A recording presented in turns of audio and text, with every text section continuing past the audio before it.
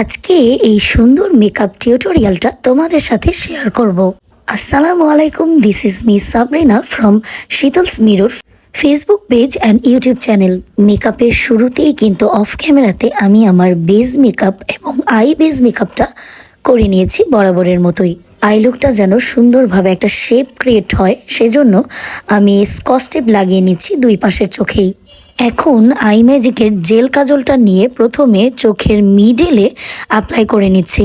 একটা ব্ল্যাক আইশ্যাডোর মাধ্যমে আমি আমার জেল কাজলটাকে ব্লেন্ড করে নিচ্ছি সুন্দরভাবে, মানে সেট করে নিচ্ছি। এখন এই ব্ল্যাক আইশ্যাডোটার উপরে আমি একটা হট পিঙ্ক শ্যাডো নিয়ে প্রথমে প্লেস করে নিয়ে এরপর ব্লেন্ড করব। এখানে ট্রানজিশন শেড হিসেবে আমি একটা লাইট পিঙ্ক শ্যাডো নিয়ে এরপর সবগুলো শ্যাডোকে সুন্দরভাবে ব্লেন্ড করে নিব। দেন একটা blue and golden shimmer mix করা একটা শ্যাডো নিয়ে আমি আমার মিডলে অ্যাপ্লাই করে নেব। এখন একটা white golden type shimmer shadow নিয়ে আমি আমার ইনার কর্নার অ্যান্ড আইব্রো বোনের নিচে সুন্দরভাবে হাইলাইট করে নিচ্ছি। আবারও ওই হট পিঙ্ক কালারটা নিয়ে আমি আমার লোয়ার ল্যাশ লাইনে ব্লেন্ড করে নিচ্ছি। চোখগুলো যাতে বড় দেখায় সেজন্য আই ম্যাজিকের হোয়াইট কাজলটা আমি ইউজ করছি। এরপর অফ ক্যামেরাতে আমি আমার মাস্কারা লাগিয়ে এবং আইল্যাশ পরে আমি আমার মেকআপটাকে কমপ্লিট করে ফেললাম। সো আমার লুক ডান।